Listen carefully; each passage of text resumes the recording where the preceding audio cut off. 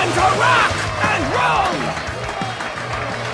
Hello my friends. My name is Bot Mathematician and this is Holomancer. Also, Chief Investigative Reporter Dora joined us this evening. Gadgets and Gazette always gets the scoop. Ulduar has fallen. The old god threw off his shackles and broke free, spreading chaos and anomalies throughout Azeroth. Today we have prepared for you an updated list of the best decks after the release of the Fall of Ulduar miniset. Using our list, you can reach legendary rank faster and with less effort. We've gathered a wealth of data from credible sources to identify trends in the metagame and find the most effective decks.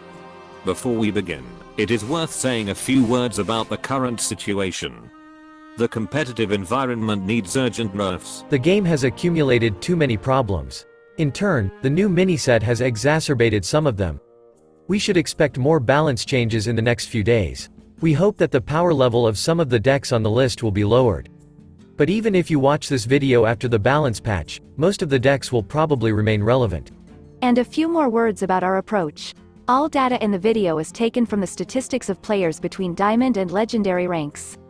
Due to the relatively small sample size, the win rates cannot be considered fully representative. In addition, the decks on our list are often used by pro players or streamers with higher skill levels.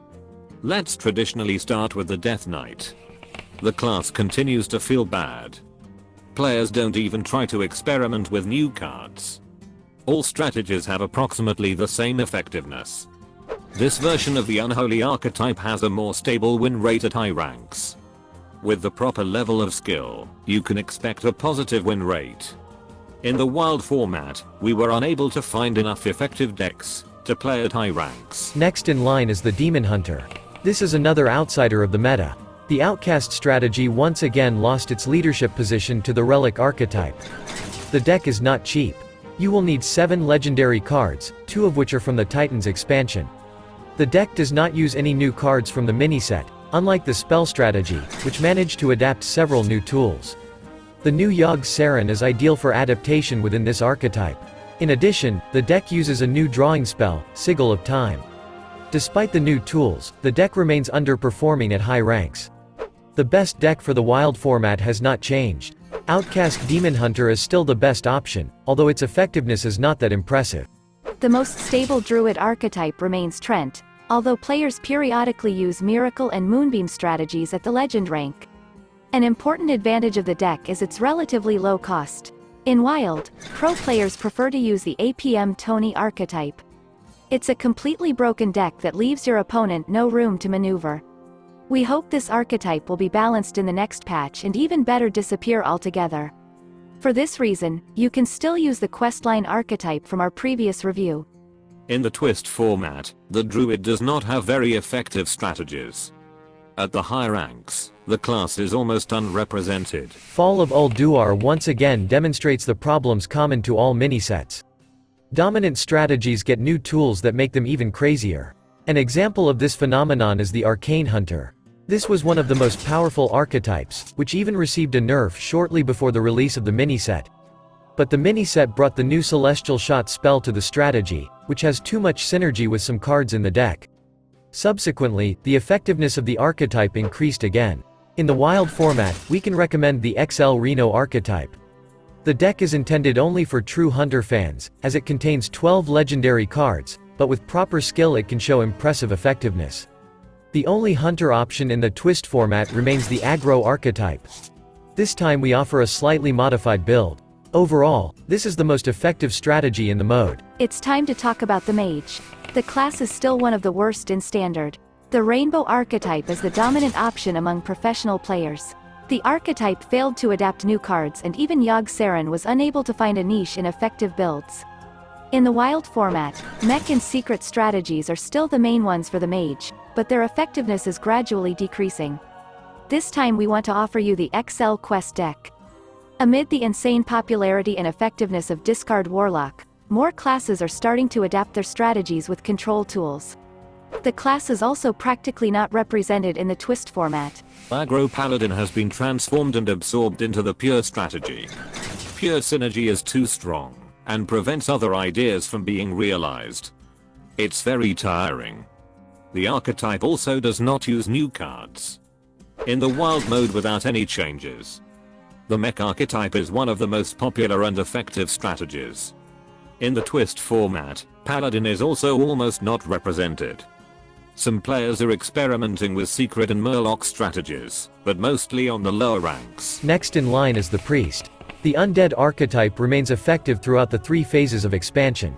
The mini-set added an additional tool to this strategy. Soulburner Varia scored quite well in our utility ratio benchmark. We expected that the addition of the card would lead to another increase in the effectiveness of the deck, but at the moment we have no reason to believe that this happened. Players are actively experimenting with different builds, but the old versions are still quite effective. In Wild, the Priest has several options. Big Priest continues to be a very stable and easy to play deck, while there has been an increase in the presence of Highlander strategies, which in the hands of experienced players can adapt to a wide variety of opponent strategies. In the twist format, you very rarely see the Highlander archetype at high ranks. This version of the deck is slightly different from the build we showed in our previous video. There have been noticeable changes with the Rogue. In Standard, the mech archetype remains dominant and the only effective one. Despite this, the new cards modernized the concoction strategy. This is my favorite deck since the release of the mini-set, as it is the only archetype that has transformed enough to bring new emotions. Although it is worth noting that the deck is extremely unstable due to the large number of random effects. But if you want a new experience, this deck is for you. In the Wild format, the release of Yogg Saron has led to the emergence of a completely new spell archetype that demonstrates impressive effectiveness. A large number of cheap spells allows you to quickly make arcane giants completely free and increase Edwin Van Cleef's stats. Overall, this is the only significant consequence of the mini-set's impact on the Wild format. In Twist, Rogue is completely broken. The class dominates using 2 variations of the Jade strategy, the aggressive pirate and the more control Cthulhu. Despite this, its effectiveness is gradually declining as the only archetypes left in the metagame that can fight back. Nothing interesting happened to the Shaman. The totem archetype is still the most stable. The deck also did not receive any upgrade after the release of the mini-set. In the Wild format, Totem Synergy also demonstrates high stability, but we want to show a different deck. Questline Shaman, also known as the Frog archetype, began to actively recover after the Bioluminescence nerf. The disadvantage of the deck is its relatively high cost. The Shaman is another class that is not represented in Twist. The new cards from the mini-set did not affect Warlock, at least we did not notice significant experiments with new tools for play. The new version of Curse also demonstrates high efficiency, although it is not very popular at high ranks. Thaddeus is still effective, but the presence of the strategy is gradually decreasing. The best deck is still Control. This version of the deck cannot be called cheap. You will need 6 legendary cards, but the efficiency is worth it, since even at high ranks your win rate will be up to 60%. In the Wild format without change, Discard Warlock remains the dominant strategy with the greatest effectiveness at high ranks. Another advantage of the deck is its extremely low cost. You only need 1 legendary and 2 epic cards. There are no changes in the Twist format either. Discard Warlock remains the most popular archetype at high ranks, with its only significant opponent being Aggro Hunter. The discard strategy is completely broken, primarily thanks to the release of the new location Chamber of Viscidus from the Caverns of Time expansion. This time we offer you a modified build that shows good effectiveness in mirror matches and against control warriors. Armor Warrior was one of the leaders before the release of the mini-set, but after the release of new cards, the archetype completely got out of control, becoming the leader of the metagame. In addition, this broken strategy completely negated other warrior archetypes. Yogg Saron and the Sanitize spell have become an integral part of the archetype. We have prepared for you an experimental build that was also adapted by General Vezax. In Wild, even Armor Warrior is still a good option for high-ranking play. Unlike Standard, in the Wild format the archetype was unable to adapt new cards. In Twist without change, N'Zoth Control Warrior is one of the 4 decks that make up the meta at high ranks. It's time to take stock. The effects of the fall of Ulduar have led to a dramatic decrease in diversity in the Standard format. The leaders of the metagame got additional tools that made them even more imbalanced. Aside from the new version of Concoction Rogue, we don't get new ways to play. We don't even see a lot of unexpected experimentation with new cards. The new Yogg Saron didn't create any new archetypes, but was absorbed into a lot of old strategies as an experiment. It's too early to draw definitive conclusions about the impact of the mini-set as the meta is still adapting, but the preliminary feeling is that this is the worst mini-set yet. I know we regularly give this verdict to all mini-sets, but we get the impression that they are getting worse and worse. Despite this, we really like the new cards from a balance point of view. Traditionally, the impact of the mini-set on the wild format is subtle. The appearance of Spell Rogue is a huge success. The release of Cavern of Time and the huge patch with buffs of old cards had little impact on deck building but led to the return of a completely imbalanced version of Discard Warlock. The arrival of such a strong deck has led to an adaptation of the meta environment, which has shifted the focus and brought new favorites to the forefront, which is a good thing, but it's not the impact we expected. And lastly, twist.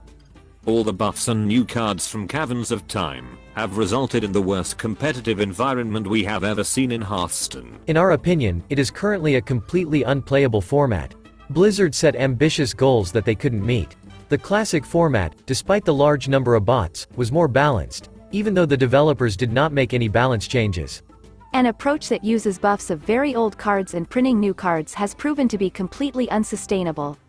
All these changes have almost destroyed what could have been the most interesting format of the game. We have less and less hope that the balance changes will fix the artificially created problems for the current Wonders season format. Our traditional question will be about anomalies. What do you think of this new mechanic adapted for traditional Hearthstone? Did you like the impact of anomalies on gameplay? We don't see an increase in user interest after the release of the mini-set. You can help us collect the data. Share your thoughts in the comments and join the polls in the community tab. Finally, we want to express our boundless gratitude to our sponsors. Dear friends, your support is invaluable. Many thanks to each of you. We also want to welcome new subscribers to our Mathematician Squad. We only see nicknames of public users who have not hidden the subscription section on their channel, but we are grateful to everyone for joining. Okay, that's all for today. Thank you for spending this time with us. We really hope that we will have the opportunity to get in touch in the next video. Take care of yourself. And never give up.